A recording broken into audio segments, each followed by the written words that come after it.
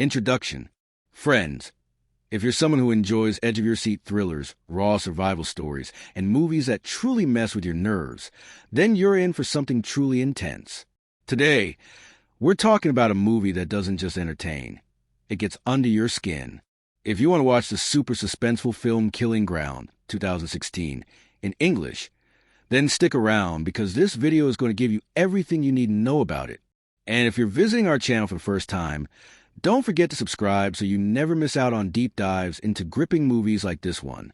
Hit that subscribe button and join our movie-loving community. In today's video, we are diving headfirst into the world of Killing Ground. What kind of movie is it? What makes it so haunting and unforgettable? Where can you actually watch it? In theaters, on OTT platforms, or on satellite TV? We'll give you the full scoop. We'll explore the streaming options available right now, so you don't have to waste your time searching. But that's just the beginning. We're not just giving you a surface-level overview. We're going behind the scenes and into the guts of the film.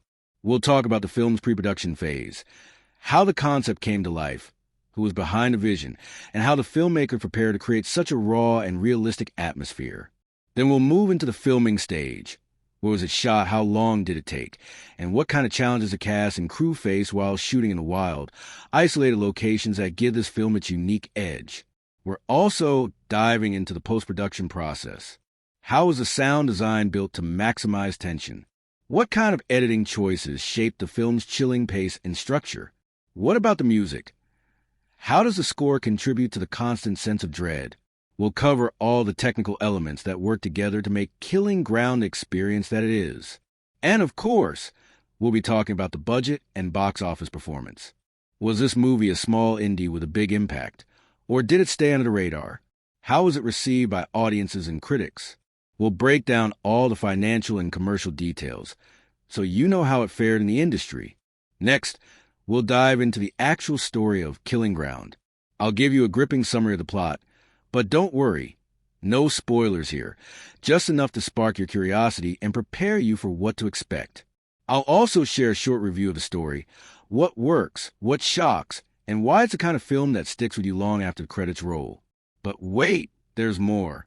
We'll talk about the entire cast and their performances, who stars in the movie, which actor played which role, and how did they bring these raw, emotional, terrifying characters to life. We'll break down the performances one by one, from the leads to the supporting roles, highlighting the most powerful moments. And finally, we'll take a look at some fascinating facts you probably didn't know about Killing Ground, little behind-the-scenes stories, creative choices made by the director, and insights into what inspired certain scenes or character arcs. These details will give you a deeper appreciation for the film. So, friends, don't go anywhere. Whether you've already seen Killing Ground and want to learn more, or you're just now discovering it, this video has got you covered. By the end, you'll not only know where to watch the film, but you'll also understand everything that went into making it such a gripping and disturbing cinematic experience. Let's begin. The story of Killing Ground begins in the deceptively calm and beautiful Australian bush, a remote stretch of forest and riverside where nature seems untouched and peaceful. This is the kind of place you'd see in a brochure or a travel ad. Crisp water, tall trees, nothing but birdsong and the wind in the leaves. And into the serene postcard stroll Ian and Sam, a young couple looking for a quiet New Year's getaway. They're in love, they're laid back, they packed snacks and wine, and they found the perfect secluded spot to camp. Or so they think. Now here's where the film starts playing mind games. The first red flag is subtle. Another tent already set up nearby, but with no one around. It's zipped shut, no noise, no people, no movement. Just there, abandoned, like someone had just vanished mid-trip. Most movies would use this as a setup for a mystery that unfolds gradually. But Killing Ground doesn't wait. It starts weaving multiple timelines at once, without telling you which is which. You begin to see scenes of another family, a father, mother, and young child camping in the same spot. At first, you assume they're camped somewhere nearby, but then you realize they were here before Ian and Sam. The film uses this time shift like a scalpel. You're given more information than the main characters have, and it creates this agonizing suspense where you know what's coming but can't stop it. It's not just a thriller. It's a slow-motion tragedy unfolding in parallel. The nonlinear structure is brilliantly cruel. It doesn't announce the shift between timelines. It doesn't flash big labels saying earlier or present. It just slips between the two stories seamlessly, letting you piece things together through visual clues and details in the setting. You realize the tent Ian and Sam found isn't just some minor detail. It's a monument to something terrible that already happened. This time-bending structure allows for an emotional boomerang.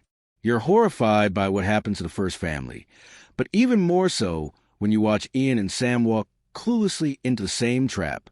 You want to scream at the screen. Every step they take feels like stepping into quicksand. And then, when the timelines finally collide, it's like two trains crashing into each other, violent, messy, and irreversible. The villains, German and Chook, don't arrive in a dramatic way. They're not wearing ski masks or toting machetes. They appear ordinary, even forgettable. And that's what makes them so terrifying. They're local, familiar with the terrain, and far more comfortable in the wilderness than their victims. Their evil is methodical and emotionless. There's no twisted backstory to explain their behavior. They do what they do because they can. It's power for the sake of power. It's violence without reason, and that's what makes it feel so real. The major turning points in the film don't feel like scripted climaxes. They come out of nowhere. One moment everything is still, and the next, everything is chaos. The violence is fast, brutal, and unsentimental. There are no cinematic flourishes or heroic slow-motion moments. The camera doesn't flinch, and neither does the script. One particularly harrowing sequence shows the aftermath of the first family's encounter with the killers in a way that is silent, restrained, and horrifyingly matter-of-fact. It's not the gore that haunts you. It's the realism, the emptiness that follows, the sheer absence of hope. The emotional impact is sharp and unforgiving. You're not just watching a survival story. You're watching an unraveling. Ian and Sam are thrown into a nightmare they never imagined, and the decisions they're forced to make push them into moral territory that's murky and raw. Fear strips away the layers of civility, and what's left is desperation. It's not about being brave. It's about doing whatever it takes to live through the next hour. The natural setting works as an ironic character in itself. What should be peaceful and idyllic becomes isolating and treacherous. There are no fences, no houses, no cars passing the distance. Just trees, cliffs, and the suffocating silence of knowing no help is coming. Every frame of nature starts to feel like a threat. Even the open sky feels like a void. There's nowhere to hide, nowhere to escape to, and every path leads back to danger. And through all this, the film never lets you relax.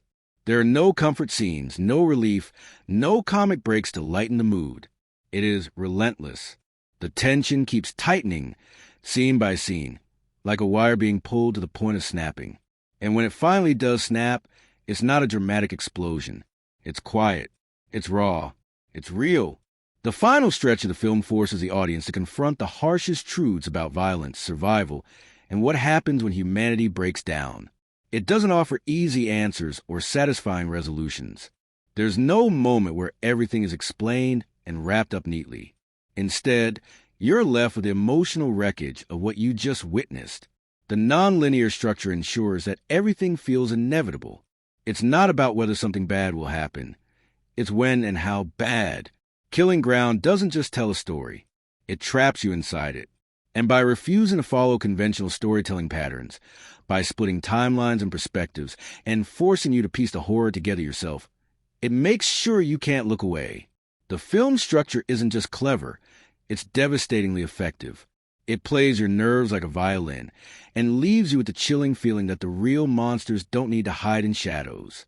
They walk in daylight, smile at strangers, and disappear into the trees. The characters in Killing Ground don't come into the story wearing narrative armor.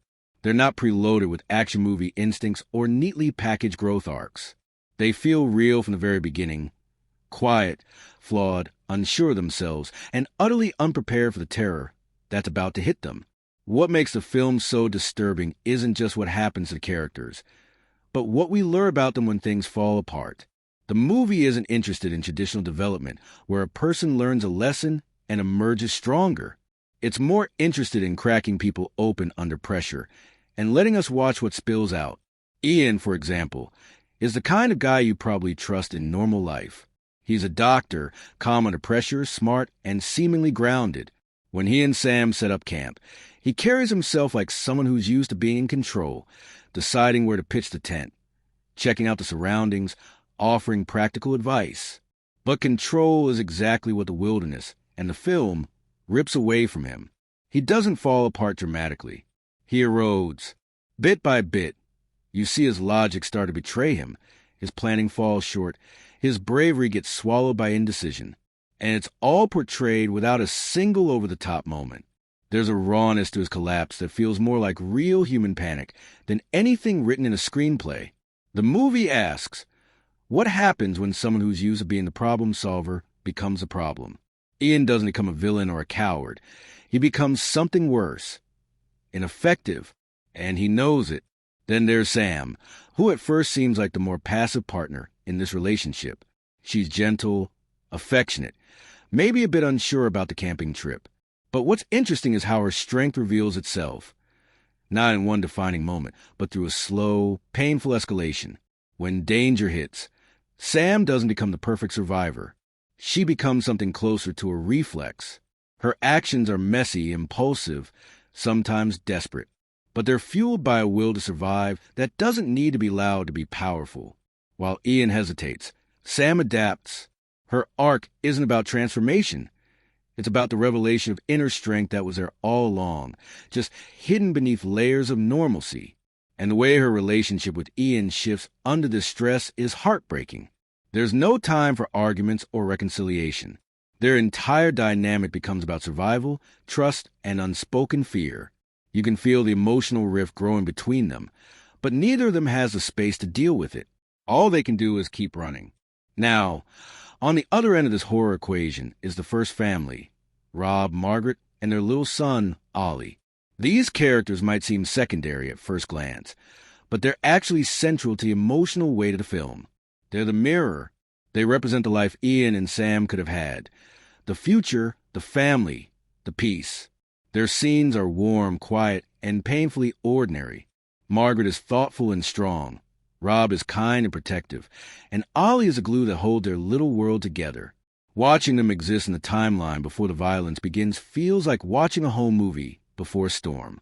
You know what's coming. They don't. And that disconnect makes every moment with them feel like a countdown. When the horror finally finds them, it's not just tragic. It's infuriating. You feel violated on their behalf. And that's the point. Their characters don't need complex arcs. Their purpose is to make you feel the cost of what's lost. And then, looming like shadows in the forest, are German and Chuck. Two men, one evil, the other weak. German is the kind of villain that refuses to announce himself. He's not snarling or laughing maniacally. He's chillingly calm, focused, and deliberate. He sees people as objects, playthings, puzzles to be broken. What makes him so terrifying is his complete emotional detachment. There's no sadistic joy, no chaos, just method. He's the kind of man who kills because he can, because the wilderness gives him the power to do so without consequence. There's no humanity left in him, and the film doesn't bother trying to explain why. That's what makes him worse. Evil with a backstory is terrifying. Evil without a reason? That's nightmare fuel. Chuck, by contrast, is harder to pin down. He's not the leader. He flinches more. Hesitates. You get the sense that there's a tiny part of him left that remembers how to be human, but it's buried under years of complicity. He follows German like a beaten dog, too afraid to fight back, too weak to walk away. And yet, when opportunities come, moments where he could have made a different choice, he doesn't. He freezes. He watches. He lets the worst happen. Chuck is the embodiment of passive evil. He's the man who doesn't do the killing, but never stops it. The man who might cry afterward, but still comes back the next day. That kind of moral rot is almost more disturbing than German's cold-blooded violence. Because with Chuck, you feel like there was once someone good in there. And now, all that's left is someone who just wants it all to be over, without taking any responsibility for it. What Killing Ground does so masterfully is refuse to let anyone off easy. No one is safe. No one is pure. Everyone is just human. And in a situation where instincts take over, where time collapses, and where survival means facing the ugliest part of yourself, that humanity gets stripped raw. The characters don't evolve the way we're used to seeing in movies. They don't have arcs. They have revelations. Underneath the camping gear and polite smiles are people who are either prepared to fight or too stunned to move. People who scream, cry, run, beg, freeze, and sometimes do all those things at once. And in the end, the characters that stick with you are the ones who didn't get a chance to change. The ones who were simply in the wrong place at the wrong time. The film doesn't treat them as cannon fodder. It mourns them. Their deaths matter, and their absence echoes through the story. Every moment after they're gone feels heavier, because that's the real terror of killing ground. The realization that character doesn't always determine outcome.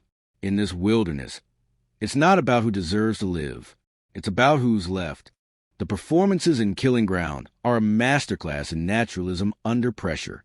What makes them so unforgettable isn't grand, theatrical acting or genre-style flair. It's the bone-deep realism, the way each actor inhabits their character without a trace of artificiality.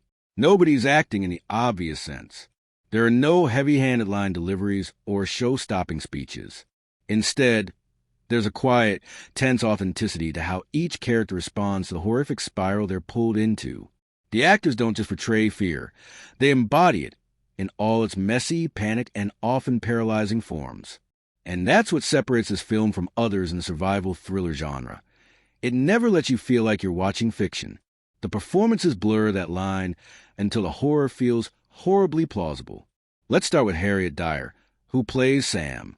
Her performance is the emotional heartbeat of the film, not because she dominates every scene, but because she lets her fear evolve gradually and painfully. She begins as a soft-spoken, thoughtful woman, somewhat tentative in her surroundings, clearly trying to enjoy the getaway, but not fully relaxed in the wild. Dyer doesn't portray Sam as overly confident or physically prepared for danger. She's just a normal person, exactly the kind you'd meet in real life. So when the violence starts creeping in, every shift in her body language, every glance, and every staggered breath feels painfully relatable. You watch her go from confused and terrified to instinctively focused, all without needing a single line to guide you. There are moments where her silence speaks volumes. Moments when her expression alone tells you that she's processing survival not as a heroic act, but as something raw and reactive. Dyer's restraint, her refusal to dramatize what's already horrifying, makes her performance all the more powerful. Sam's strength doesn't arrive in big, defiant moments. It emerges in the smallest, most desperate actions, running, hiding, choosing not to scream. It's strength built from survival, not confidence. Meadows, as Ian, takes on a very different kind of challenge. He plays a man who believes himself to be prepared. A rational, educated guy who assumes that doing the right thing will keep him and his partner safe. Meadows portrays Ian with a quiet calm that slowly begins to crumble. What's fascinating about his performance is how his fear doesn't explode. It seeps out. At first, Ian is assertive, rational, even a little too confident. But as the situation devolves, Meadows makes the fear in Ian feel paralyzing, not loud. His choices start getting slower. His voice gets flatter. His body hesitates when it should move. You see the weight of indecision eating away at him. There's a particularly brutal moment when Ian has a chance to act decisively and doesn't, and Meadows plays it not as failure, but as inertia. He captures a terrible truth that not everyone rises to the moment. Some people freeze. And Meadows doesn't shy away from that. He leans into it, making Ian a tragically human figure. Flawed, scared, trying his best and still failing. The dynamic between Dyer and Meadows is also noteworthy. They play Sam and Ian not as a cinematic couple, but as a real one. Their interactions are tender without being performative. You believe their intimacy. You believe their unspoken tensions. And as the crisis escalates, you feel the shift in power between them. Their performances create a believable emotional arc, not one of romantic growth, but a survival-based disconnect. You sense that their relationship will never be the same, not because they don't love each other, but because trauma rewrites everything. On the other side of this human tragedy are the monsters in human skin. Pedersen, as German and Aaron Glenane as Chuck. These two performances are some of the most chilling portrayals of evil you'll see, not because they're over the top, but because they're underplayed to perfection. Pedersen, especially, is absolutely magnetic. He doesn't need to posture or raise his voice. His menace is quiet, casual, and terrifyingly self-assured. German doesn't see what he's doing as evil. He just sees it as inevitable. That kind of detachment is far scarier than rage. Pedersen brings a stone-cold presence to the role that makes every scene with him feel like something horrible is about to happen. Even if he's just standing there saying nothing. He's polite. He smiles. He talks softly. And you know, beyond a doubt, that none of that is real. It's a mask, and behind it is complete emotional emptiness. What Pedersen does so effectively is show the audience that German isn't unpredictable. He knows exactly what he's doing, and he enjoys the control more than the violence. Aaron Glenane's performance as Chuck is entirely different, but just as effective. Chuck isn't the alpha. He's the sidekick, the tag-along. But Glenane turns that dynamic into something emotionally complex. Chuck isn't just a weaker version of German. He's a man who might once have been good, or at least better, but chose the path of least resistance. Glenane plays Chuck as nervous, twitchy, and almost haunted. You can see flashes of regret in his eyes, little moments where he wants to look away or step back, or even speak up, but never does. He's both complicit and broken, and that inner conflict makes his performance so disturbing. He's the man who watches evil unfold and convinces himself he's not as bad because he didn't start it. But Glenane doesn't let him off the hook. His performance makes you angry, not because he's a monster like German, but because he's a coward who lets the monster thrive. The supporting cast, especially Maya Stang as Margaret and Julian Garner as Rob, the parents in the earlier timeline, bring a devastating authenticity to the film's emotional weight. Stang, as Margaret, gives a performance filled with quiet maternal strength. She doesn't get a lot of screen time, but she makes every second count. You believe she's a mother. You believe she's done this camping trip routine before. And when the danger starts to creep in, her terror is instantly recognizable. There's no screaming hysteria, just silent, wide-eyed horror that feels painfully real. Garner, as Rob, is equally strong. He plays a dad who just wants to keep his family safe, and that urgency shows in his posture, his voice, his eyes. They feel like people you might know, people you've seen at a park or a grocery store, which is exactly why their fate feels like a gut punch. Liam Parks, the child actor who plays Ollie, deserves special recognition too. Child roles in horror films can so easily feel forced or overly directed, but Parks delivers a performance that's pure, subtle, and heartbreakingly real.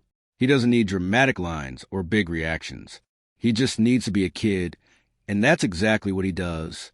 His innocence becomes a focal point of the film's emotional tension. He doesn't understand everything that's happening, but he feels it, and that silent understanding is more powerful than words. Together, this cast forms a brutal, believable ensemble. No one feels out of place. No one feels like they're performing a horror role. Every actor disappears into their character, making the entire film feel like it was captured, not scripted. And that authenticity, that raw human messiness, is what makes Killing Ground so harrowing. You're not watching people act out a nightmare. You're watching people live one. Damien Power's direction in Killing Ground is an unsettling masterclass in control, tension, and unflinching realism. What makes his work especially remarkable is how he uses subtlety as a weapon. He doesn't rely on stylistic gimmicks, over-the-top sequences, or exaggerated tropes. He plays it raw and grounded, and that's precisely why the film feels so disturbing. It's the kind of direction that doesn't announce itself. It creeps into your bones. Every scene, every transition, every sound is handled with razor-sharp discipline and a clear-eyed understanding of how to manipulate emotional space. From the very first frame, Power creates a tone that feels just slightly off. You can't put your finger on it immediately, but something about the way he frames a landscape or lingers on a still shot of a tree line or a campsite begins to make you squirm. That tone doesn't shout, it whispers, and that whisper grows louder as the narrative unfolds.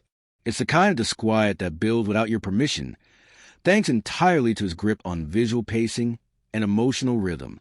He trusts his audience to pick up on unease through image and implication, not explanation. The nonlinear structure is one of the boldest decisions Power makes, and it's absolutely key to the film's impact. Rather than a straight beginning, middle, end narrative, he splinters a timeline, layering two different threads and letting them run side by side until they inevitably collide. That structural play isn't just clever, it's devastating. It creates a ticking time bomb effect. We're given information about the fate of one set of characters, while another group unknowingly drifts into the same danger. This choice forces the audience into a state of unbearable tension. You're ahead of the characters in one moment, and then thrown into confusion in the next. It feels like watching someone walk into a burning house in slow motion while you're screaming at the screen. Power never lets you settle into comfort, and that restlessness is entirely by design. There's an icy precision to the way he handles transitions between timelines and locations. He doesn't signpost when we're shifting time frames. He lets the viewer do the work. One moment you're in the present, the next you're witnessing the past, quietly, without flourish. That subtlety invites a deeper engagement. You become an investigator, piecing together a puzzle where every cut, every moment of silence is a clue. And when those timelines begin to converge, it doesn't feel like a narrative trick. It feels like an emotional collapse. Suddenly, everything makes sense, and none of it feels okay. Power's understanding of visual tension is uncanny. He often frames wide shots of empty landscapes or motionless objects for just a few beats longer than feels natural. It's enough to create a sense of exposure, of vulnerability, like something awful is about to enter the frame at any second. He frequently pulls the camera back instead of pushing it in, giving us distance but never detachment. That distance becomes part of the horror. You're close enough to see what's happening, but far enough away to feel helpless. When violence does occur, it's often sudden, awkward, and not cinematic in the usual sense. There are no stylized action beats or aestheticized gore. There's just brutal, jarring realism. That choice strips away the safety of fiction. You feel like a witness, not an observer. Sound design under Power's hand is another haunting element. He avoids using a traditional score to cue emotion. In fact, large portions of the film play out in ambient quiet. Just wind, insects, leaves crunching underfoot. That naturalistic soundscape heightens attention because it feels unfiltered. When there is music or sound, it's usually diegetic and eerie in its restraint. The silence becomes suffocating. Every rustle sounds like a threat. Every distant snap of a twig could mean someone or something is near. That unease sticks to you like humidity. And then there's how Power directs his actors. There's a confidence in his restraint. He doesn't push them into dramatic breakdowns or theatrical reactions. Instead, he gives them the space to react the way real people might, shocked, frozen, unsure, trembling in disbelief. His approach values small moments of psychological truth over big expressions. When characters are terrified, you see it in the hesitation of their movements, the way they whisper instead of scream, the way their eyes dart around as their minds try to catch up to the danger around them. It's in those quiet, human details that Power carves out emotional depth. He also doesn't allow for catharsis. There's no revenge fantasy here, no clear resolution, no heroic triumph. That's part of his thematic commitment. He wants to tell a story about evil that doesn't bend to movie rules. The violence is random. Survival is uncertain. The consequences are permanent. His vision is clear and unflinching. The audience isn't asked to celebrate endurance or feel satisfied by justice. Instead, we're left shaken by how fragile safety is and how quickly it can vanish. Finally, what's truly bold about Power's direction is how little he cares about convention. He's not interested in jump scares or plot twists or crowd-pleasing suspense. His goal is deeper, more unnerving. He wants to confront the viewer with something they can't easily shake off. Killing Ground is not designed for easy viewing, and Damien Power doesn't want it to be. His direction turns a deceptively simple survival thriller into a moral and emotional battlefield. You don't walk away from it clean. You carry it with you, like smoke on your clothes, long after credits roll. The cinematography in Killing Ground doesn't just capture the story. It breathes it, wrapping the audience in a suffocating atmosphere that's equal parts beautiful and terrifying. From the very first shot, it's clear that the camera isn't a passive observer, but an active participant in the film's creeping dread. Every frame is carefully composed to pull you deeper into the character's isolation, vulnerability, and slow-burning panic. It's a masterclass in how camera angles, lighting, and framing can transform a natural setting into a nightmarish playground. One of the most striking features of the cinematography is its refusal to glamorize the Australian wilderness. Rather than capturing wide, sweeping vistas that romanticize nature's grandeur, the film opts for tight, claustrophobic shots that turn the forest into a prison. Trees loom like towering sentinels, branches twist and writhe in the frame, and thick underbrush blocks easy escape. The characters are often dwarfed by their surroundings, small figures trapped within dense green and shadowy brown. The camera frequently positions them in a lower or off-center part of the frame, emphasizing their insignificance and exposure. This visual tactic sends a clear message. The wilderness is an indifferent, overpowering force, not a playground or refuge. The film's framing also plays with what's not in the shot as much as what is. The cinematographer uses empty space and darkness strategically, holding on areas where something might emerge but hasn't yet. These empty shots aren't wasted. They build suspense by inviting your imagination to fill the void. You find yourself scanning the frame, anticipating danger that's just beyond your sight. It's a clever way of creating tension without resorting to cheap jump scares or obvious threats. The camera's patient gaze forces you into a state of heightened awareness, where every shadow becomes a potential menace. Lighting in Killing Ground is subtle but deeply effective. Rather than employing bright or theatrical illumination, the film opts for a muted, naturalistic palette. Daylight scenes are often overcast or hazy, draining color and warmth to create a washed-out, almost sickly look. Even in broad daylight, the forest doesn't feel welcoming or alive. It feels cold and foreboding. Shadows fall unpredictably, cutting across faces and ground alike, signaling that danger can lurk anywhere. When night falls, lighting becomes sparse and selective. The flicker of a campfire or the beam of a flashlight are precious lifelines in the enveloping darkness. But even these sources of light warp the surroundings, casting monstrous shadows and distorting familiar shapes. The use of chiaroscuro, the contrast between light and dark, is a key element in generating unease. The limited light doesn't clarify the environment. It obscures it, forcing both characters and viewers to guess what's real and what's illusion. Camera angles in the film are restrained but loaded with meaning. Instead of dynamic swoops or rapid cuts, the film favors steady, deliberate movements. The camera tracks characters from behind or the side, following their tentative steps into the unknown with a quiet watchfulness. Sometimes the camera lingers uncomfortably long on a face, capturing subtle expressions of fear, exhaustion, or disbelief that dialogue alone couldn't convey. These close-ups demand attention, making you confront the emotional weight the characters carry. Conversely, the film often pulls back suddenly to reveal just how isolated and exposed these people are, surrounded by miles of unyielding forest, with no clear escape.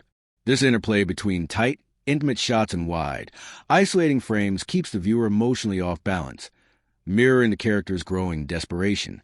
The contrast between stillness and movement in the cinematography is another powerful storytelling tool. Still shots are held longer than expected, stretching moments of quiet until they become almost unbearable. This creates a thick tension that's impossible to ignore. You feel the weight of silence pressing down, a silence that can shatter at any moment. When the camera does move quickly, chasing a fleeing character or capturing a sudden action, the shift is jarring and disorienting. The handheld style during these sequences throws you into the chaos, mirroring the character's panic and loss of control.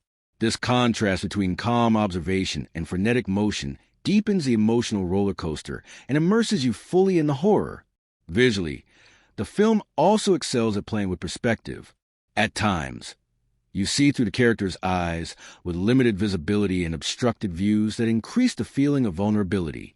Other times, the camera adopts a predatory gaze, unseen, lurking in shadows or behind trees, watching the characters without their knowledge. This shifting viewpoint makes you complicit in the unfolding terror, as if you're both hunter and hunted. It creates a discomforting sense that danger is everywhere, and nowhere is truly safe. Some of the most haunting moments come from the way the cinematography captures the subtle interplay of light and shadow on human faces.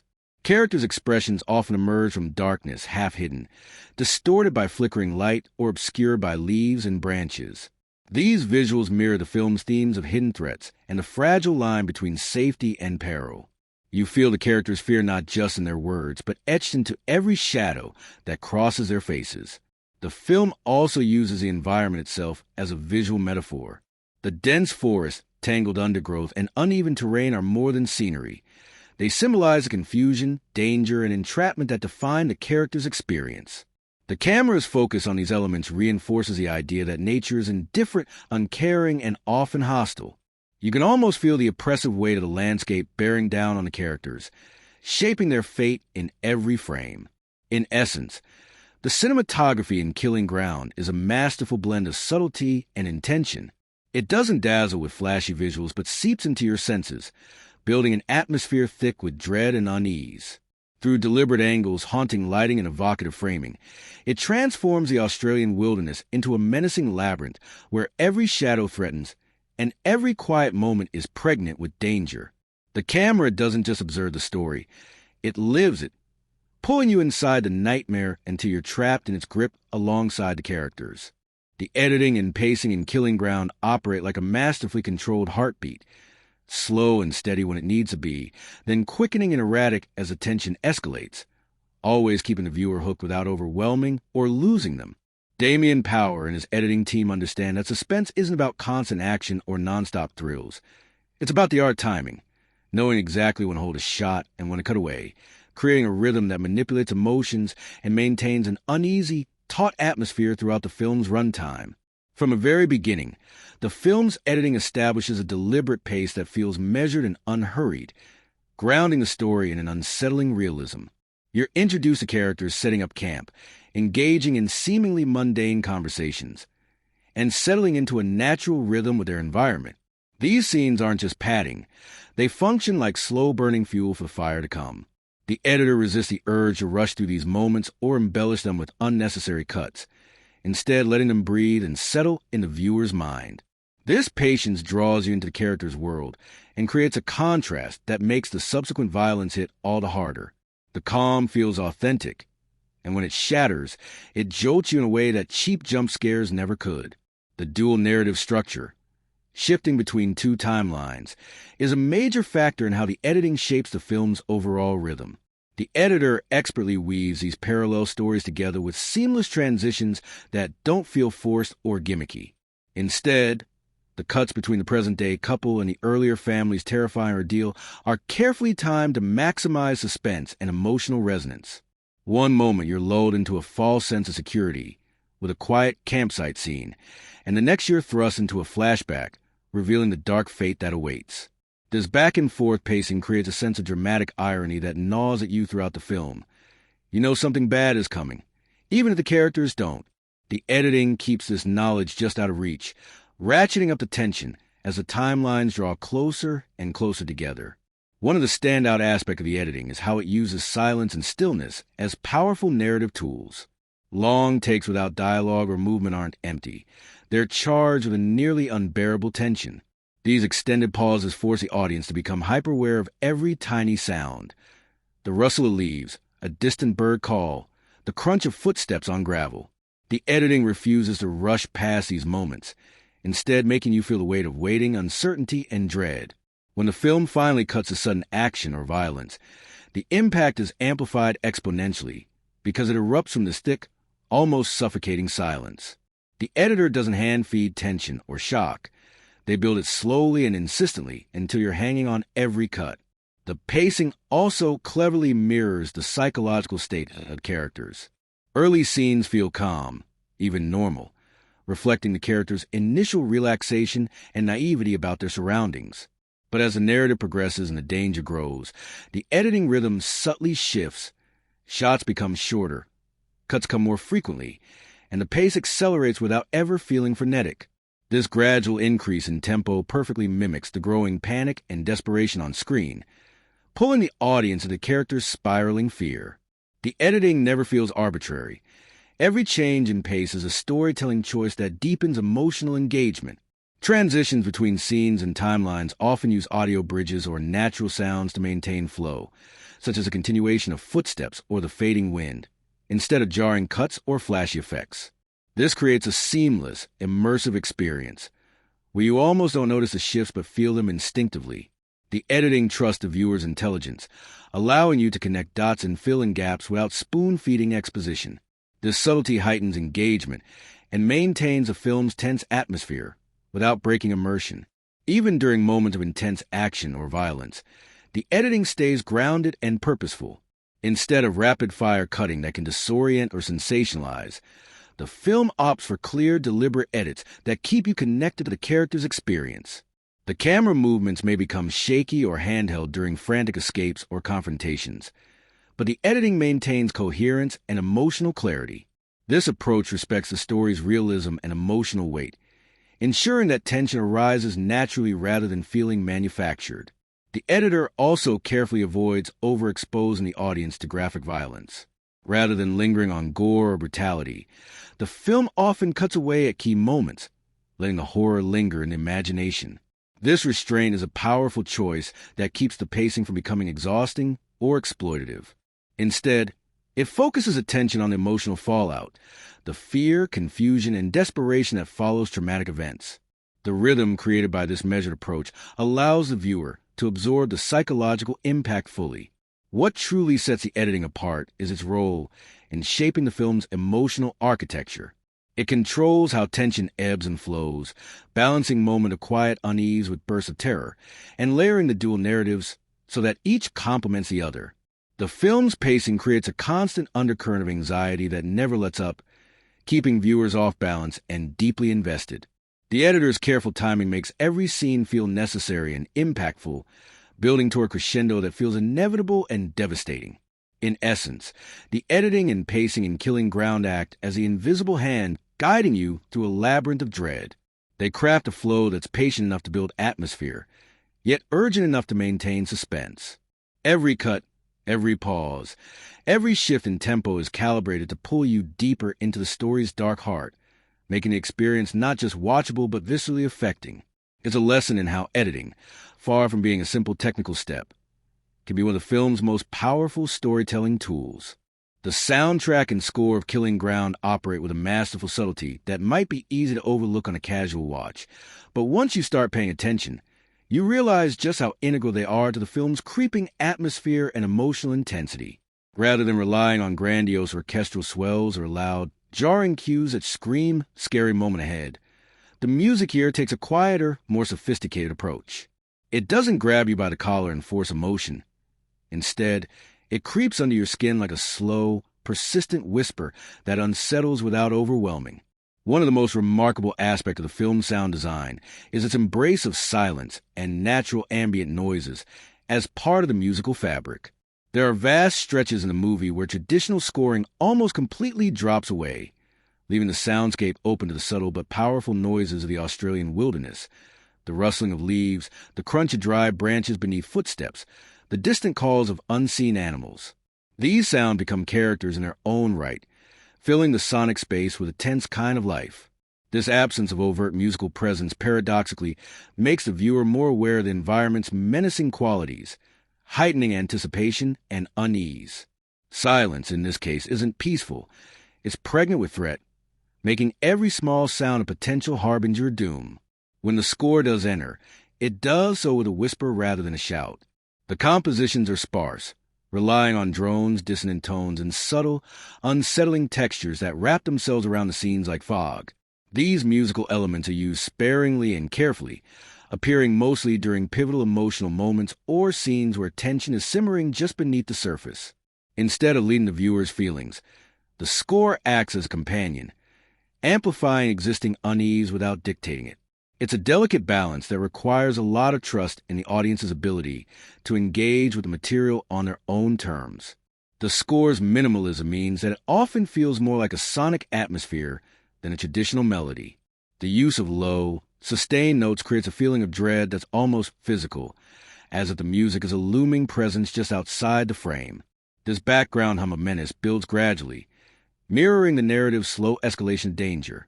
As the story darkens, so too does the musical landscape, becoming thicker and more insistent, but never overwhelming. It's as though the music breathes alongside the characters, syncing with their growing fear and uncertainty. Another genius move is how the score seamlessly blends with the natural sounds of the film's environment. Instead of standing apart as a separate layer, the music feels like it's part of the forest itself. Wind through the trees, the distant cries of wildlife, or the crackle of fire all weave into the sonic texture, creating an immersive audio world. This fusion blurs the line between diegetic and non-diegetic sound, making it hard to tell where nature ends and music begins. It's a deeply immersive technique that pulls viewers deeper into the story's unsettling world, as the forest itself is conspiring in the horror.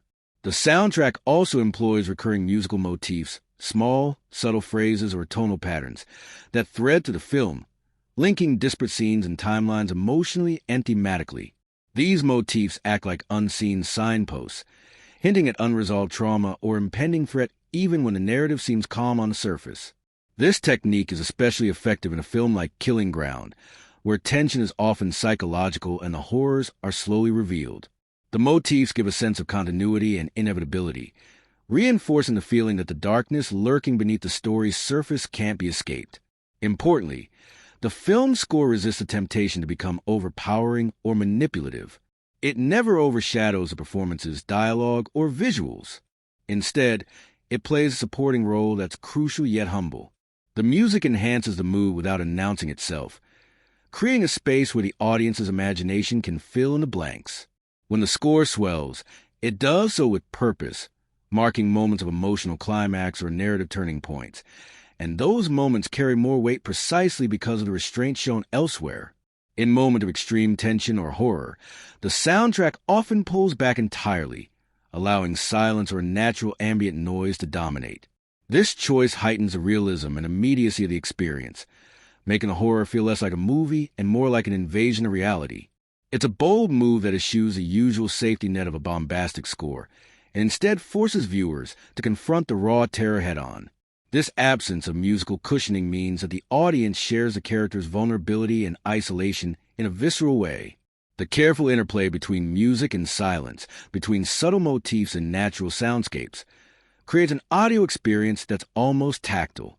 You can feel the tension and the vibrations of the low drones, the prickling anticipation in the quiet moments.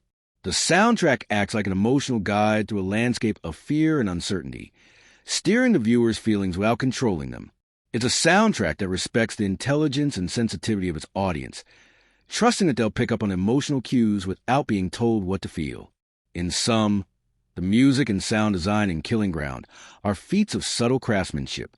They reject conventional horror scoring in favor of an immersive, atmospheric approach that lingers long after the film ends. The score whispers where others shout. It hides in silence where others blast noise, and it blends so seamlessly with the natural world that you might forget it's even there, until it's too late and you realize you've been caught in its grip all along.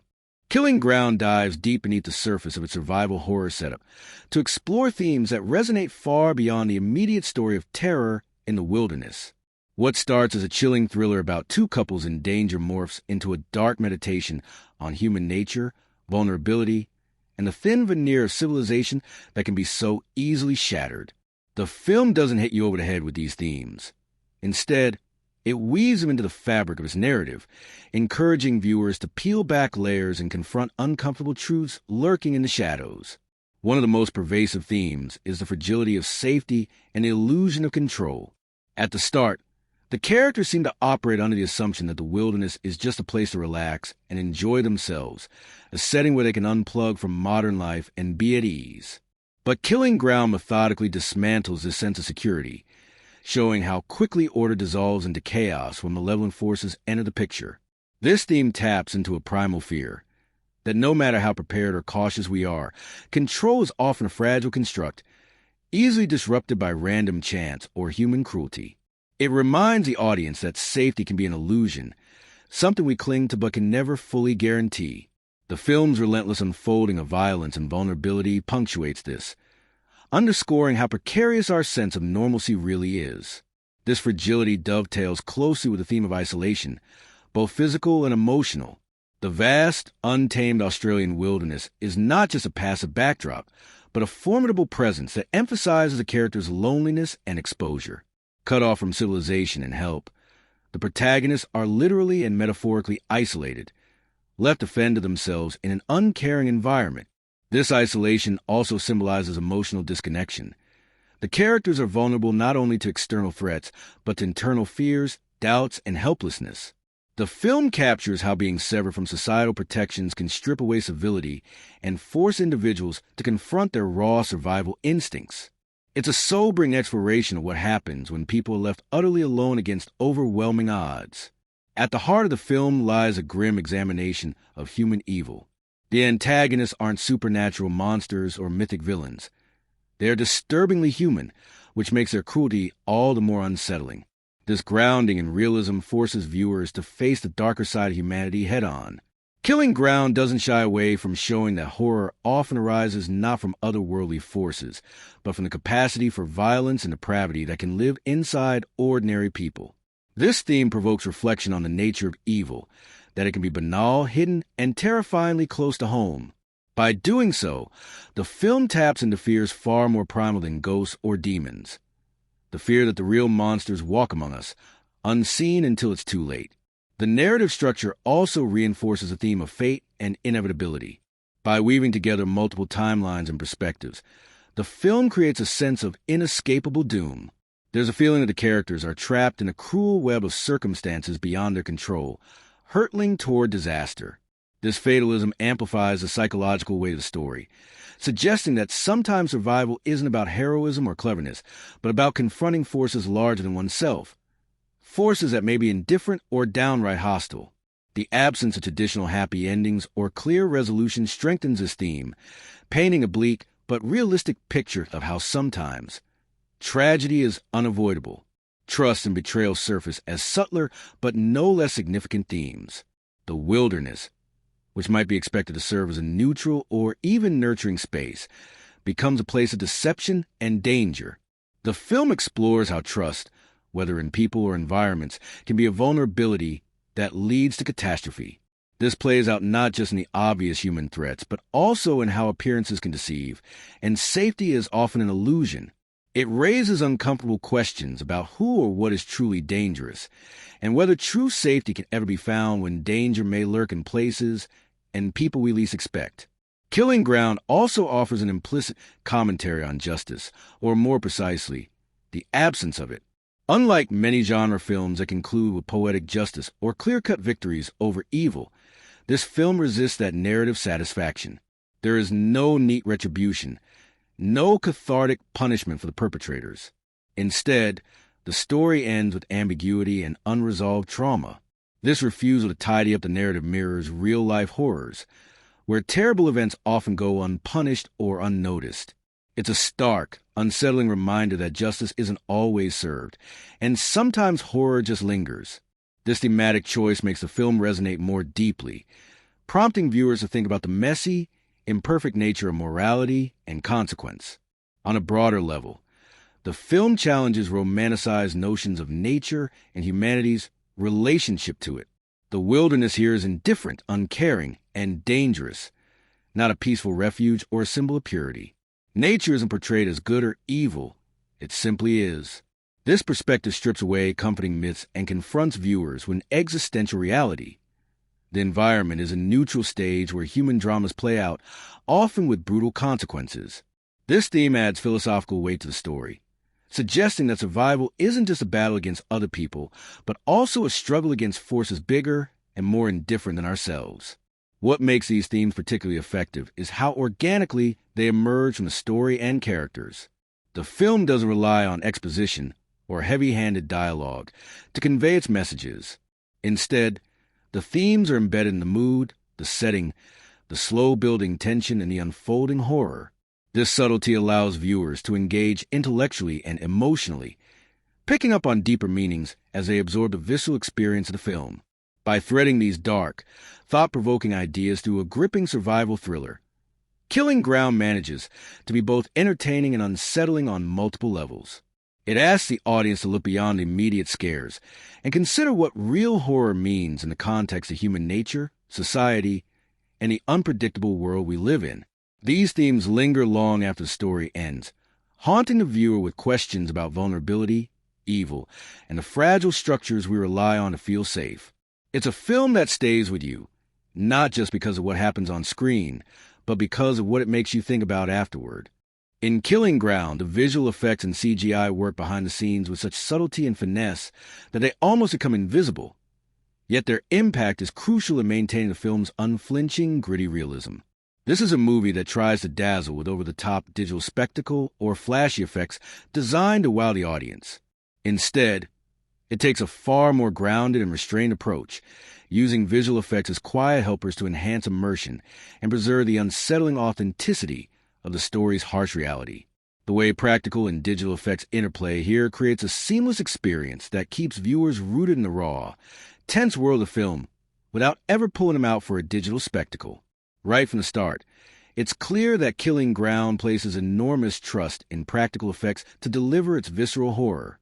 The blood, wounds, and physical trauma visible on screen look tactile and disturbingly real, thanks to skilled makeup artistry and prosthetics that don't shy away from messiness or imperfection. These effects have a tangible texture, the kind of gruesome detail that digital effects sometimes struggle to replicate convincingly. When you see a character's injury, it doesn't look like a digital painting. It looks like something that actually happened to a person. This commitment to hands-on effects lends an organic, gritty quality to the film's violence, making the terror feel immediate and all too believable.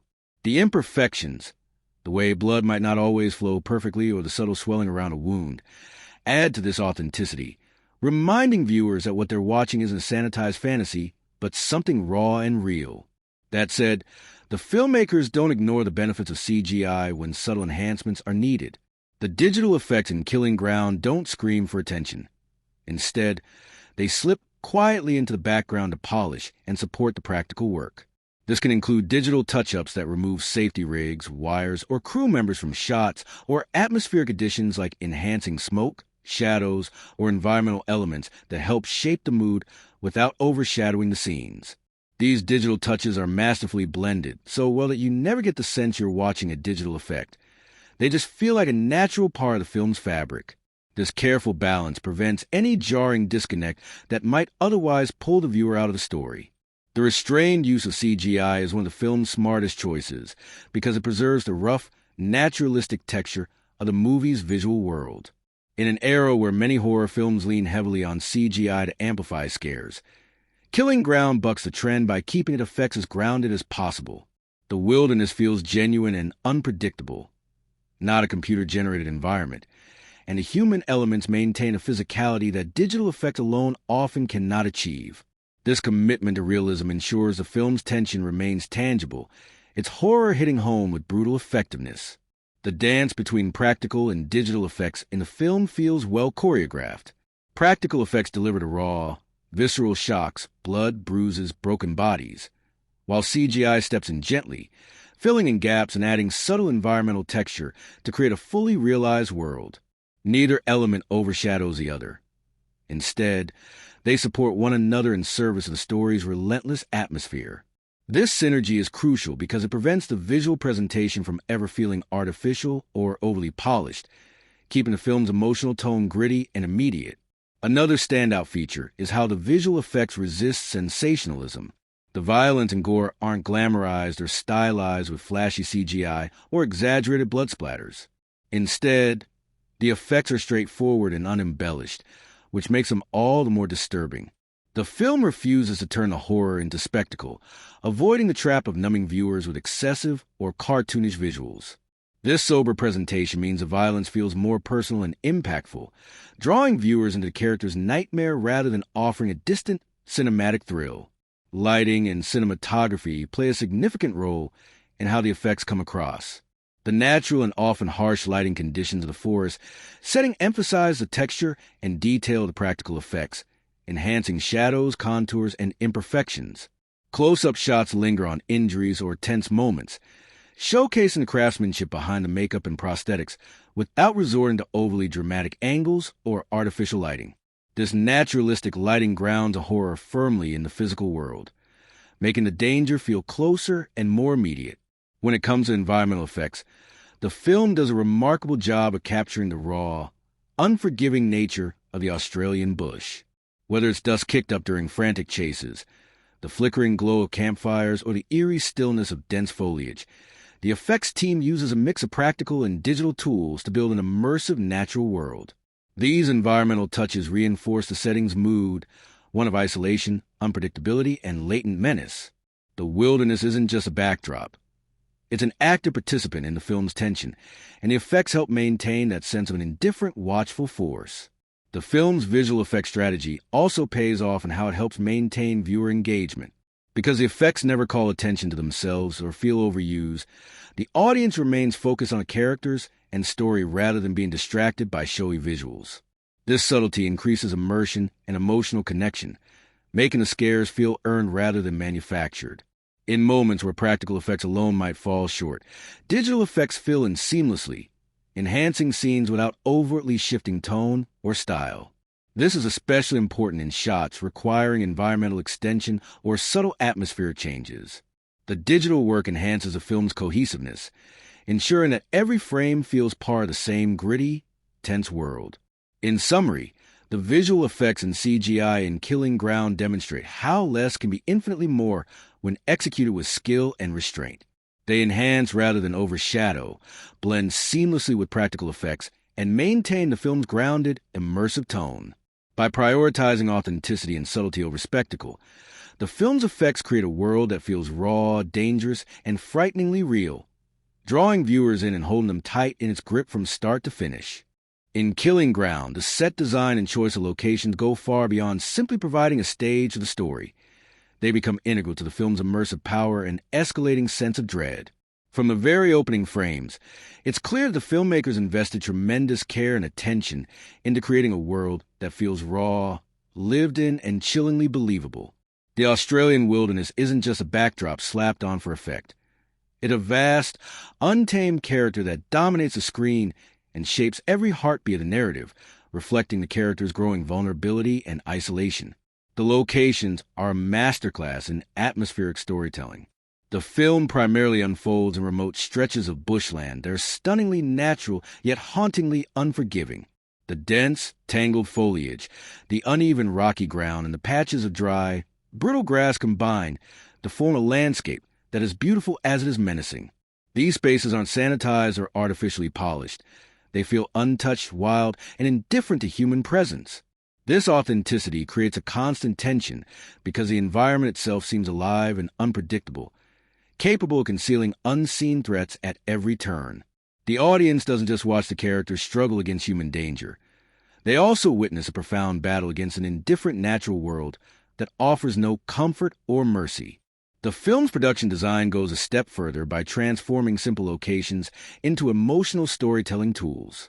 The campsites, scattered belongings, and abandoned objects aren't just props. They're narrative fragments that hint at what happened and what's to come. A tent that's been hastily dismantled, a backpack left open with items strewn about, or a discarded water bottle become subtle but powerful visual clues. These details invite the audience to piece together the story's tragic puzzle without a single word being spoken. The spaces themselves tell tales of panic, fear, and sudden violence, anchoring the horror in tangible reality that feels immediate and personal. It's a form of visual storytelling that rewards careful observation and deepens emotional engagement. The props, carefully selected and strategically placed, contribute significantly to this effect. Everyday camping gear and personal items ground the characters in normalcy at the film's start, reminding us these are regular people on what should be a peaceful getaway. As the story spirals into chaos, these familiar objects become eerie reminders of innocence lost and safety shattered. This contrast heightens emotional stakes. The audience isn't watching distant characters in a fantastical world, but relatable people facing terrifying situations in a setting that feels all too real. The design's ability to bridge the ordinary with the horrific enhances the film's impact dramatically. Lighting and environmental conditions also play starring roles in amplifying the film's atmosphere. The natural interplay of light and shadow in the bushland, sunlight filtering through dense tree canopies, dappled patches of brightness on uneven ground, long shadows stretching across foliage, adds layers of visual complexity and tension. These lighting choices create a shifting mood that can quickly move from serene to sinister, reflecting the narrative's emotional beats. The way light falls unevenly across scenes means danger can lurk just beyond the frame, unseen but felt, making every corner and thicket a potential threat. This naturalistic approach to lighting complements the film's commitment to realism and reinforces a sense of unpredictability. What's more, the locations aren't repetitive or static. The film moves through varied terrain, thick forests, open clearings, rocky outcrops, which prevents visual monotony and maintains suspense by constantly shifting the character's relationship to their environment. Each new type of terrain brings fresh challenges and forces the characters to adapt, which keeps the narrative dynamic and engaging. This diversity also contributes to the immersive quality, giving the impression of a genuine, arduous journey through hostile wilderness rather than confined or artificial set. The sense of space and distance is palpable, increasing the character's isolation and vulnerability. Complementing the physical locations is the soundscape, which works hand in hand with the production design to fully envelop the audience. The rustle of leaves, distant bird calls, crackling twigs underfoot, and the occasional whistle of the wind create an oral tapestry that makes the bush feel alive and watchful. This sensory layering heightens immersion, making viewers feel as if they're right there with the characters, surrounded by the same unforgiving environment. The sound design and visual setting together build a world that's simultaneously vast and claustrophobic, beautiful and threatening, a perfect stage for the unfolding horror. An eerie sense of history and abandonment also seeps into locations through the use of derelict man-made elements. Forgotten campsites, rusted vehicles, and other traces of human activity scattered in the wilderness suggest that this landscape has witnessed past tragedies or neglect. These touches add a layer of haunting backstory, hinting at dark events lurking beneath the surface. They transform the setting from a neutral backdrop into a repository of hidden dangers and secrets, amplifying the feeling that the characters have stumbled into a place thick with menace and sorrow. This blending of past and present enriches the film's atmosphere and keeps viewers constantly on edge. The attention to detail in the set design extends to even the smallest environmental features. The placement of rocks, the patterns of underbrush, the careful arrangement of fallen branches. These elements create realistic pathways and obstacles that feel natural rather than staged. This meticulous design enhances the believability of chase sequences, hiding spots, and moments of suspense. It also reflects the film's overarching commitment to grounding its horror in a world that feels tactile and genuine. In sum, Killing Ground's set design and locations do far more than provide visual interest. They construct a fully immersive, textured world that is essential to the film's power. The wilderness is portrayed as a multifaceted force, beautiful, indifferent, dangerous, and every prop shadow, and clearing adds layers of meaning to the story. The natural settings shape the narrative as much as the characters do, turning the environment into a silent but potent participant in the horror. This thoughtful, detailed approach to production design makes the film's tension more palpable, its scares more immediate, and its world hauntingly memorable. In Killing Ground, the dialogue and script serve as subtle but powerful engines driving the film's emotional depth and creeping tension. Unlike many thrillers that sometimes resort to melodrama or heavy-handed exposition, this film's script adopts a refreshingly natural and restrained tone that makes the story feel raw and unfiltered. The conversations between characters unfold with a kind of halting, sometimes awkward realism that mirrors how people really speak, especially when caught in unfamiliar or stressful situations. This commitment to authenticity helps the audience truly inhabit the characters' experiences, making the mounting horror feel grounded and therefore all the more unsettling. One of the script's greatest strengths is its trust in the audience's intelligence. Instead of spelling out every detail or emotion, the dialogue often leaves much unsaid, relying on silence, hesitation, or fragmented sentences to convey fear, confusion, or desperation. These pauses and unfinished thoughts aren't accidental. They're carefully crafted moments that build a simmering tension beneath the surface. It's the quiet uncertainty, the things characters don't say or can't bring themselves to say, that amplifies the dread. This subtlety turns the dialogue into a layered experience, where meaning lurks not just in words, but in their delivery, timing, and what's left hanging in the air. There's a refreshing absence of cliché horror movie dialogue here. The characters avoid stereotypical tropes like the final girl monologue or cheesy one-liners that sometimes plague the genre. Instead, their speech revolves around everyday concerns, mundane observations, or cautious attempts to reassure one another in the face of escalating danger. This grounding in the ordinary makes the sudden intrusion of violence feel all the more shocking. When the characters talk about practical things, what to eat, where to set up camp, or their plans for the day, the contrast between normal life and the horrific events that follow becomes strikingly vivid, deepening the impact on the viewer. Emotional weight is carefully threaded through the script in ways that feel honest and relatable. As the story progresses and tension ratchets up, the characters' dialogue shifts naturally from casual chatter to hurried, fragmented exchanges that capture their growing panic and desperation.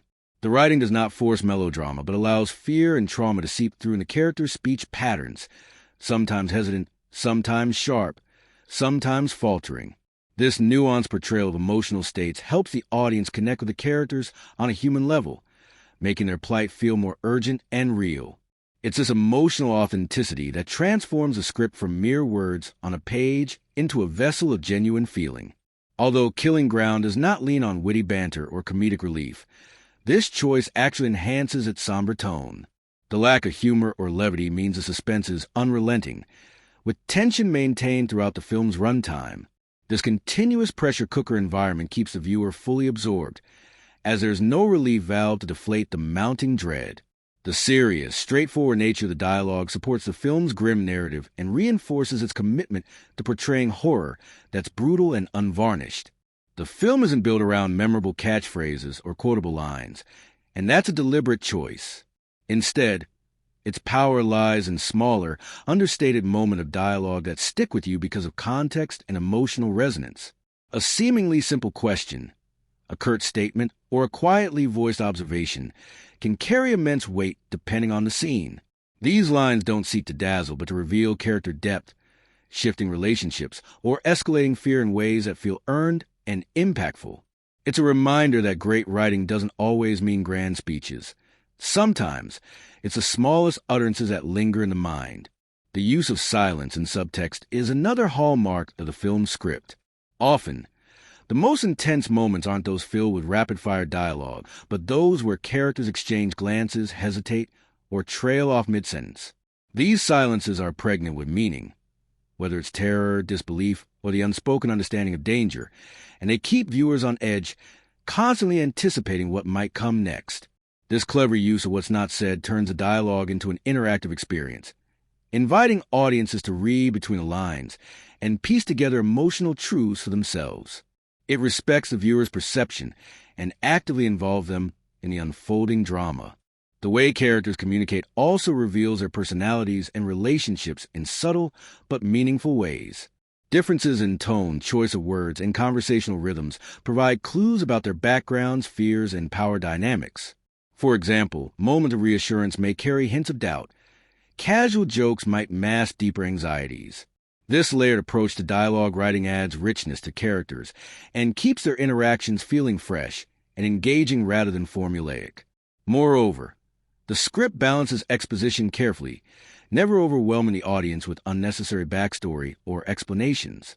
Information about the characters' situations and motivations is drip-fed naturally through conversations, body language, and contextual clues, maintaining narrative momentum while deepening understanding. This measured approach avoids bogging down the story and keeps the pacing tight, ensuring that the tension never slackens. In essence, the dialogue and script of Killing Ground function as a finely tuned instrument, quiet but powerful, understated yet emotionally charged. They create a world where characters feel authentic and their fears palpable, where silence speaks as loudly as words, and where every exchange builds towards crescendo of dread. The writing never overshadows the story, but instead provides a foundation of realism and emotional truth that elevates the entire film, making the horror feel personal, intimate, and unforgettable. Killing Ground is a fascinating study in how a film can both honor and subvert the conventions of a genre, walking a fine line between familiar territory and fresh, unsettling twists. At first glance, it seems to fit snugly within the survival thriller and horror category, with its isolated setting, escalating danger, and life or death stakes. But as you dig deeper, it becomes clear that the film doesn't simply rehash well-worn tropes. It uses them as a foundation to build something that feels unnervingly real and emotionally resonant, rather than just a checklist of genre cliches.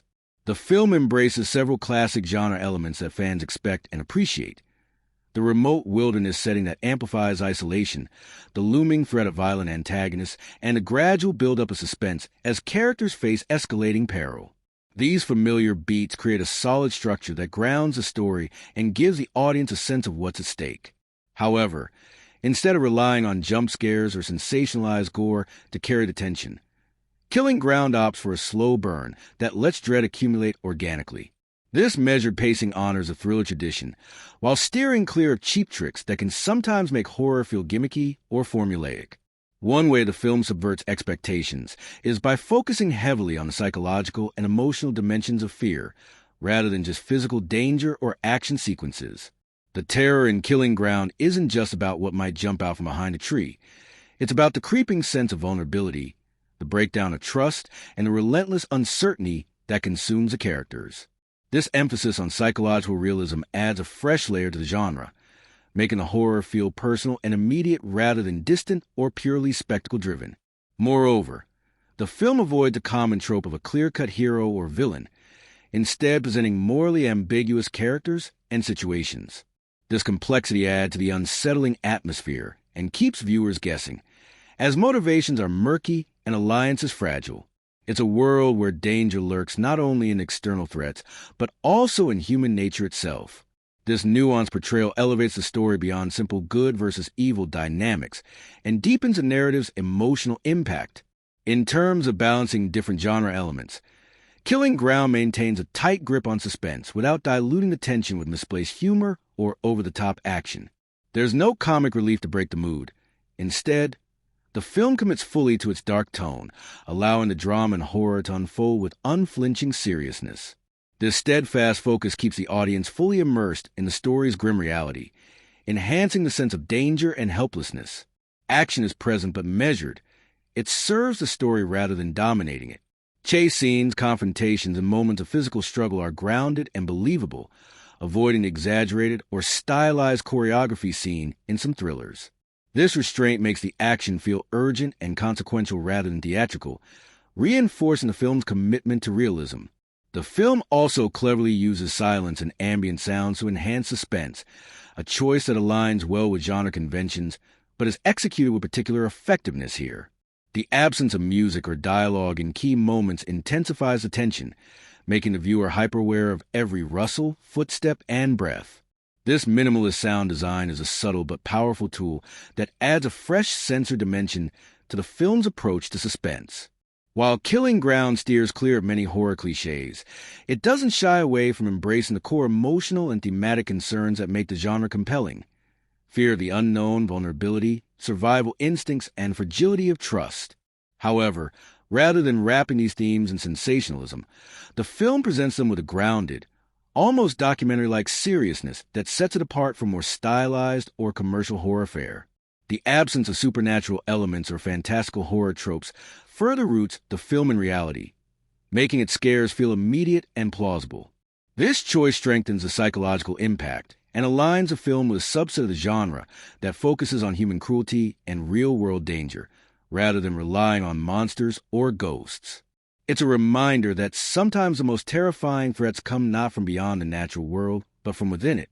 In summary, Killing Ground expertly navigates the expectations of its genre by blending familiar thriller and horror elements with fresh, grounded storytelling and psychological depth. It respects genre conventions enough to satisfy fans, while innovating enough to keep the experience unpredictable and compelling. The film's careful balance of suspense, drama, and measured action, combined with rejection of cliches and sensationalism, results in a tense, gripping experience that both honors and reinvents the survival thriller tradition.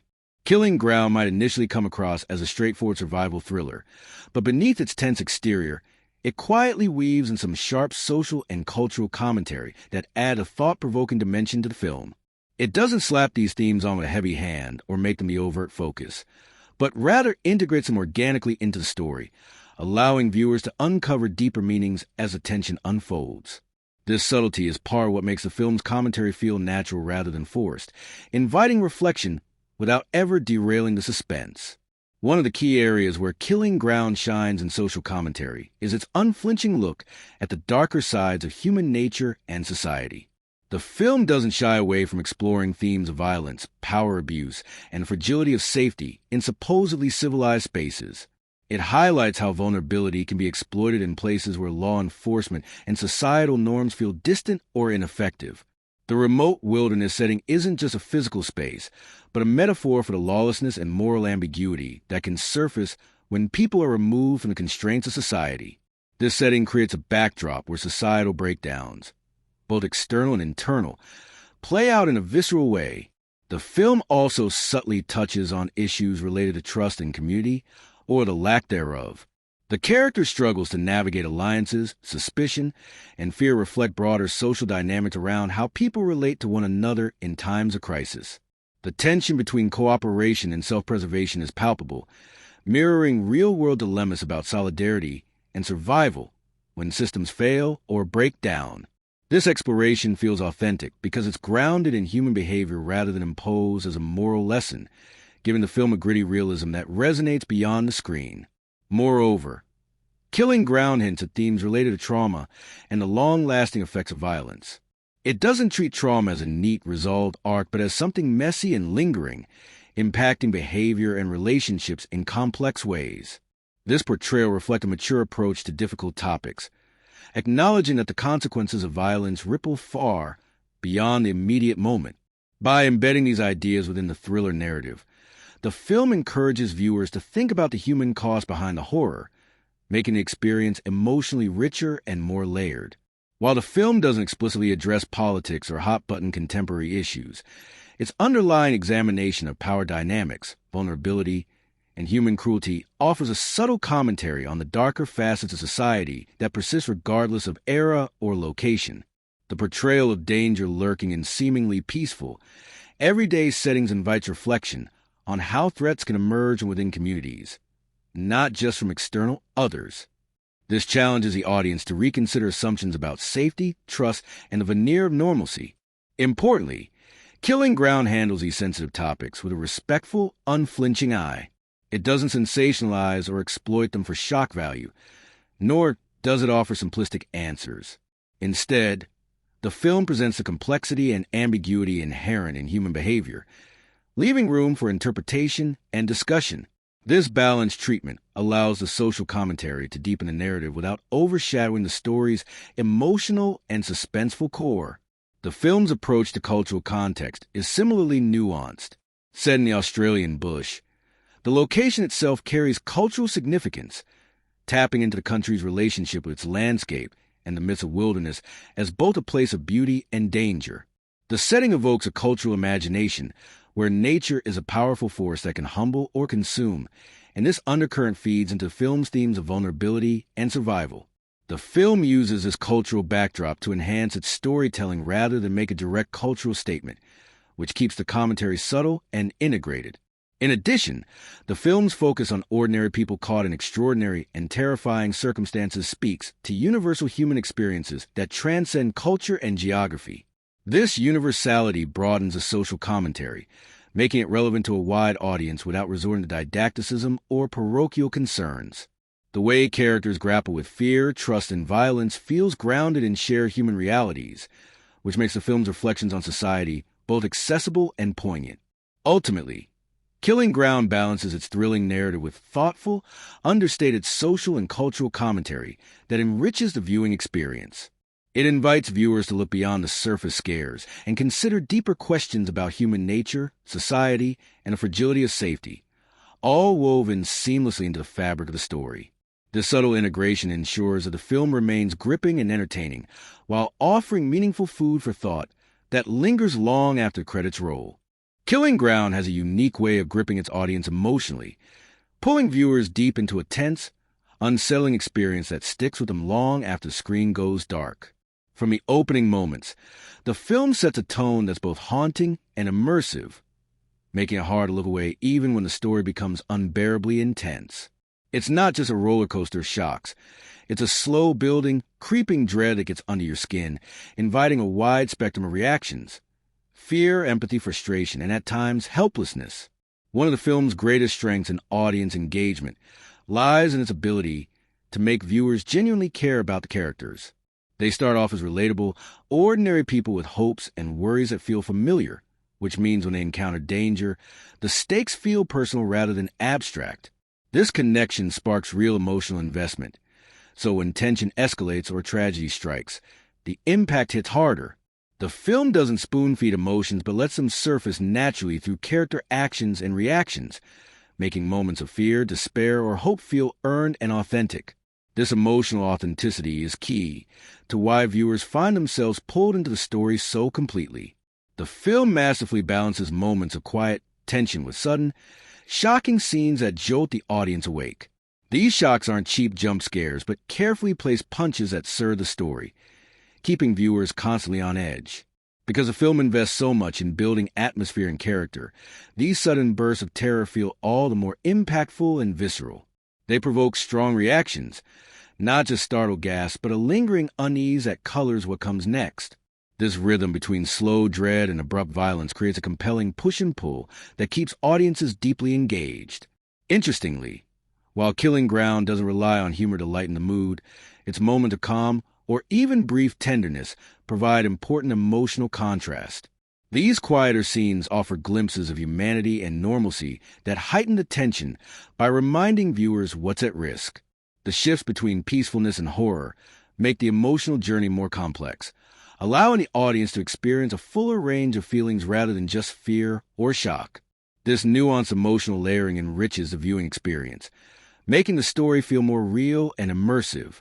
The film's ability to provoke thought and invite discussion also contributes to its lasting impact.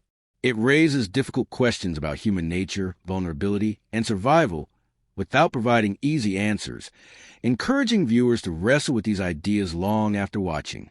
This open-endedness fuels conversations among audiences about what the story means, the motivations of characters, and societal issues subtly hinted at in the background. Such engagement beyond the screen is a hallmark of films that resonate deeply, transforming passive watching into active reflection. Repeat viewings are another interesting aspect of Killing Ground's audience engagement.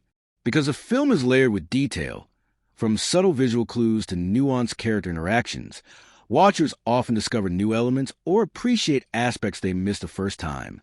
The restrained dialogue, quiet tensions, and carefully crafted atmosphere reward attentive viewing, making it a film that doesn't just entertain once, but invites curiosity and deeper exploration. This quality keeps it alive in viewers' minds, encouraging them to revisit and reconsider its themes and storytelling choices. The film's emotional resonance is further amplified by its realism. It avoids sensationalizing or glamorizing violence, and instead portrays fear and danger in a way that feels disturbingly plausible. This honesty makes it harder for audiences to detach or view the story as mere fiction. Instead, it taps into primal fears and real-world anxieties, sparking empathy and sometimes even discomfort. This emotional rawness ensures the film leaves a strong impression, making it not just a viewing experience but a visceral encounter. Moreover, Killing Ground engages audiences on a sensory level, using sound design, cinematography, and pacing to create an atmosphere that envelopes viewers. The quiet moments become charged with anticipation, and every creak, rustle, or shadow takes on ominous significance. This immersive sensory experience heightens emotional reactions and keeps viewers mentally and physically alert throughout. It's a subtle but powerful way the film draws the audience into its world. Finally, the film's storytelling choices, like ambiguous motives and unresolved tensions, invite viewers to form their own interpretations and emotional responses. This open-endedness means that the emotional engagement is personal and varied, with different viewers connecting to different aspects of the story.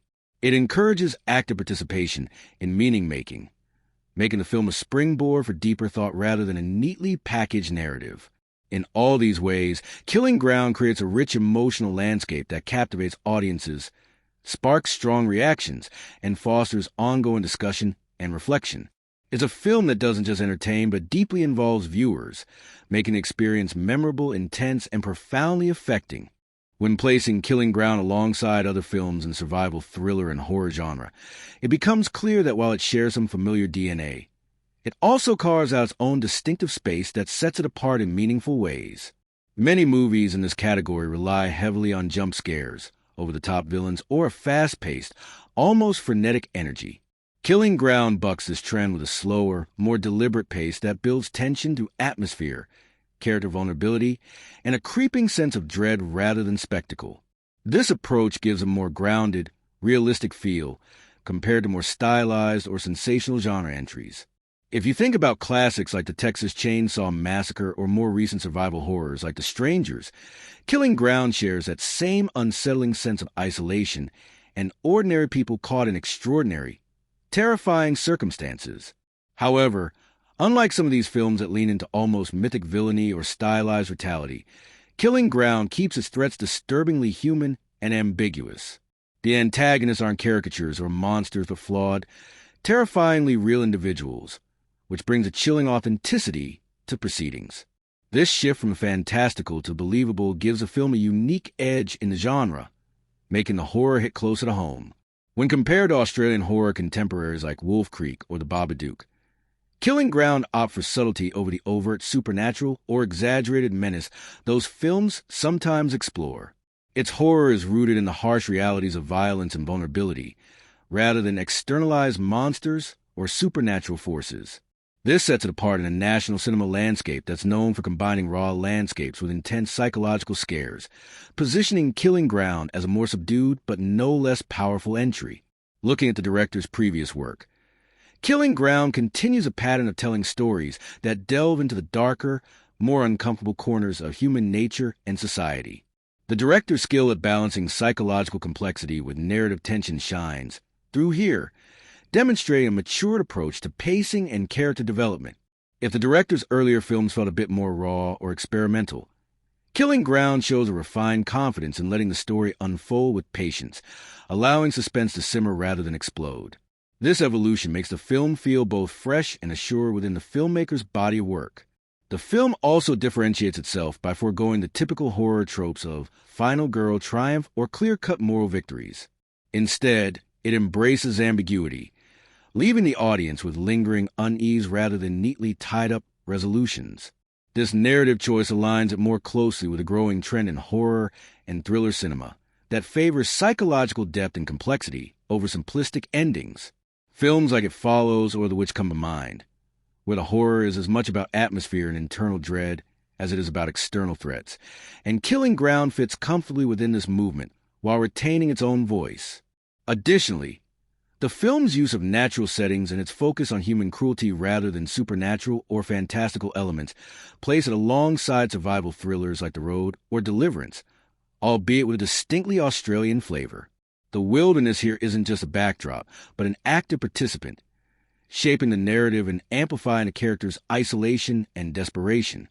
This environmental storytelling adds a layer of depth that many thrillers overlook, enriching the film's texture.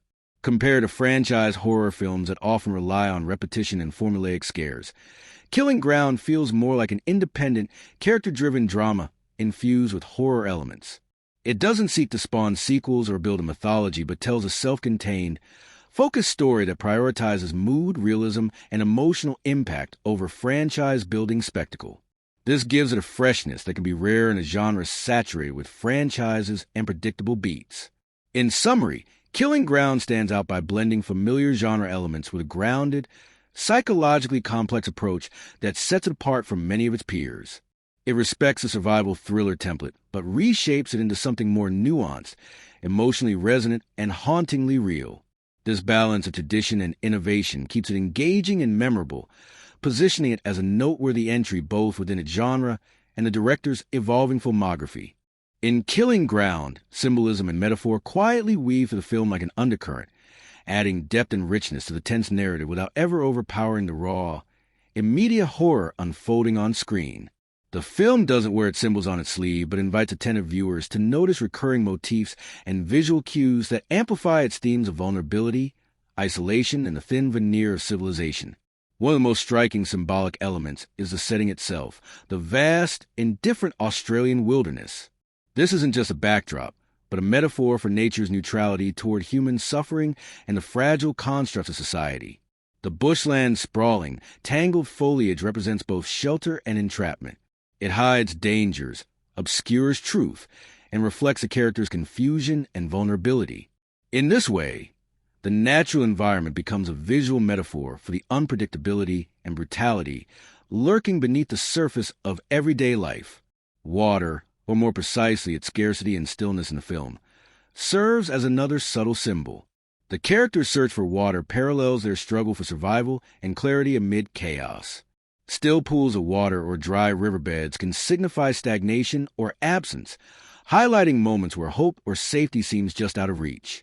Water's reflective surfaces also offer moments of distorted self-examination, mirroring the character's internal turmoil and fractured realities. Recurring motifs involving broken or discarded objects add a quiet, eerie layer of meaning. Scattered belongings, a torn piece of clothing, or a damaged tent aren't just signs of hurried flight or violence. They metaphorically suggest shattered lives and disrupted normalcy. These fragments function as visual echoes of loss and trauma, making the aftermath of violence tangible in a poignant, understated way. The film also uses light and shadow symbolically, playing with contrast to represent the duality of human nature and the thin line between safety and danger. Moments where sunlight filters through dense leaves or casts long shadows are charged with ambiguity, beauty tinged with menace. These shifting patterns of light underscore the instability of the character's situation and the precariousness of trust and security. Sound design can be seen as metaphorical too. The omnipresent ambient noises, rustling leaves, distant animal calls, the crunch of footsteps, represent the ever-watchful wilderness and unseen threats. Silence or sudden absence of sound often marks moments of heightened tension or impending doom, functioning as a metaphorical breath held tight before catastrophe. This interplay of sound and silence mirrors the emotional ebb and flow of fear and hope. On a narrative level, the film's structure itself can be interpreted metaphorically. The characters' journey into the wilderness and their confrontation with violence mirrors a descent into the darker aspects of human nature and primal survival instincts.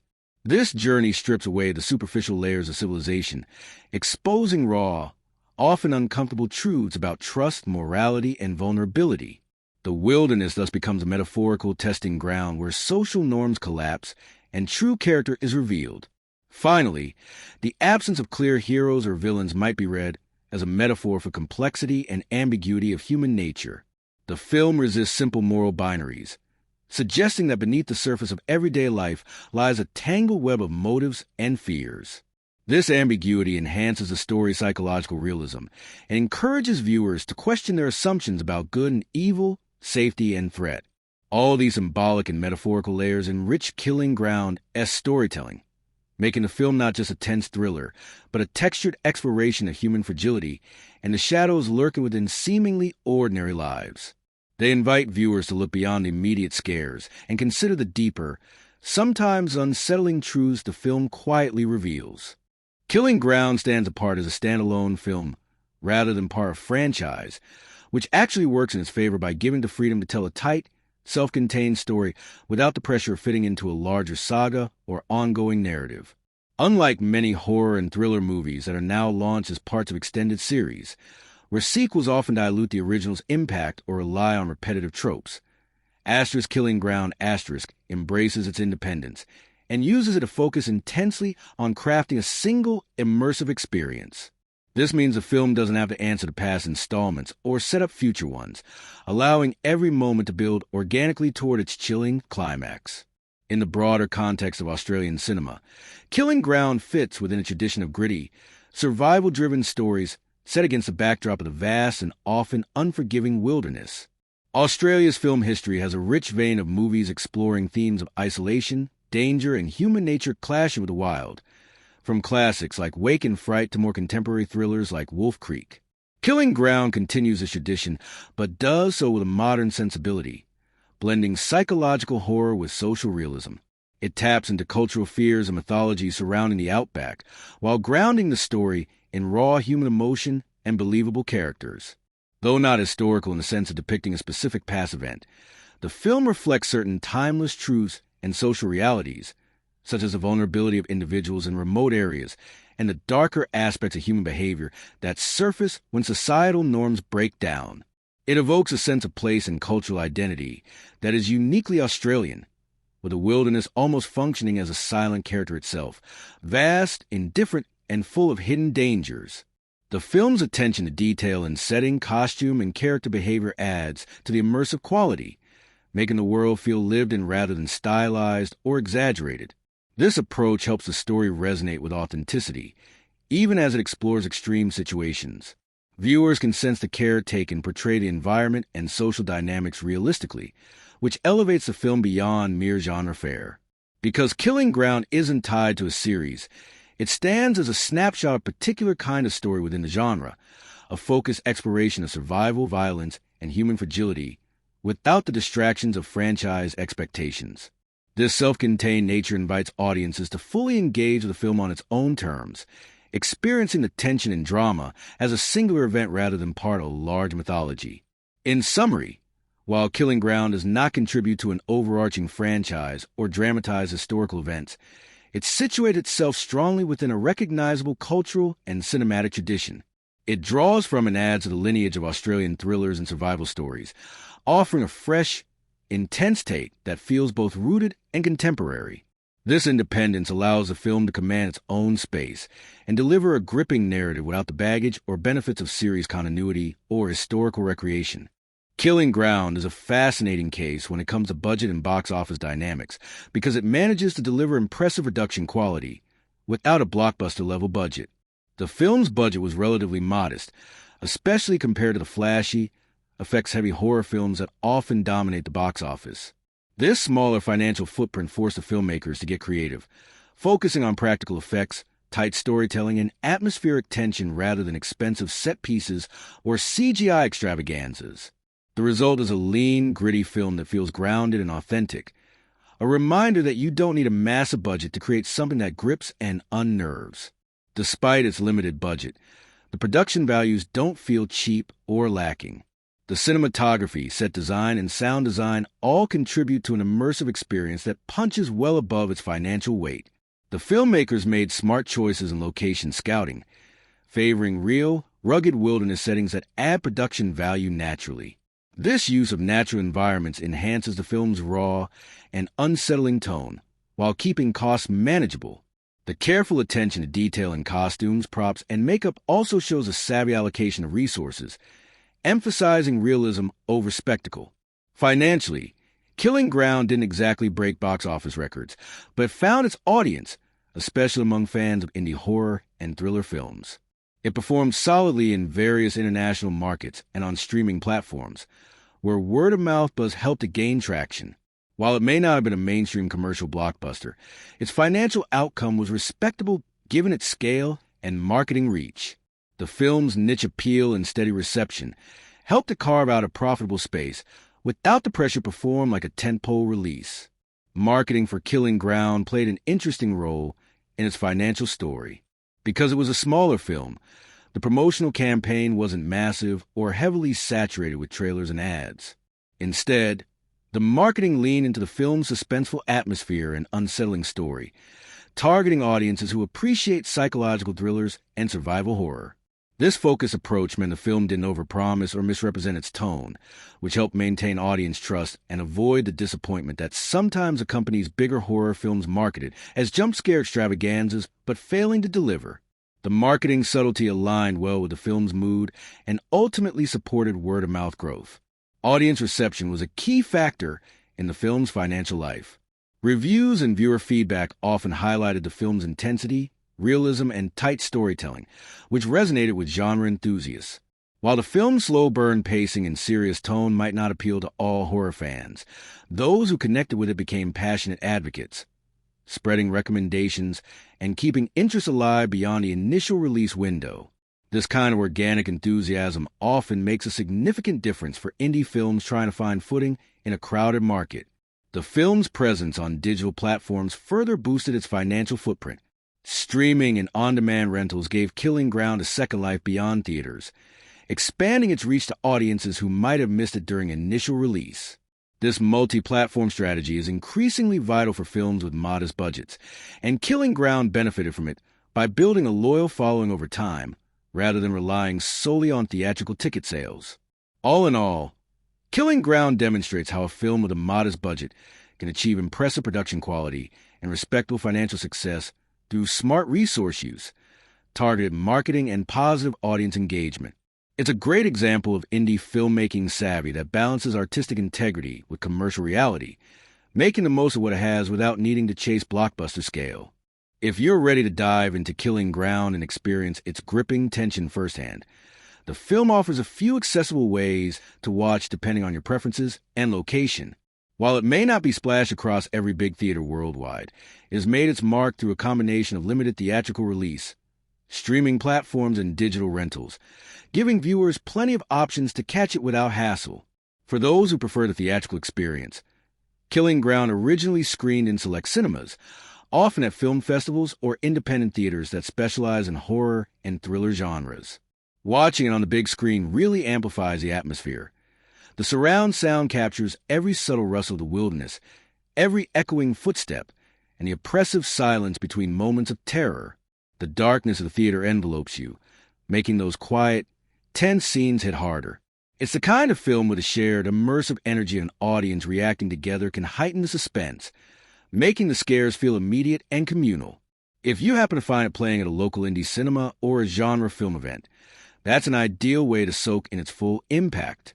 However, if the theater isn't an option or you prefer watching at home, Killing Ground has found a comfortable home on various streaming services. Platforms that cater to indie films and genre aficionados have added it to their libraries, so you can easily find on demand. Streaming offers the convenience of watching at your own pace, but for the best experience, setting the mood at home is key. Dimming the lights, using good quality headphones or surround sound setup, and choosing a time when you won't be disturbed will help recreate the intensity of a theater. The film's slow-building tension rewards focused attention, so creating a quiet, immersive environment enhances every subtle sound cue and visual detail. Digital rental or purchase is another popular way to watch Killing Ground, especially for those who want to keep the film in their collection. Services like online rental stores allow you to stream it instantly or download it for offline viewing. Renting gives you access for a limited time, which is great for a one-time watch. But owning the digital copy means you can revisit the film whenever you want. Perfect for appreciating the layers and details that make it worth a second or third viewing. Again, taking time to watch it with minimal distractions and good audiovisual equipment brings out the film's haunting atmosphere and creeping dread.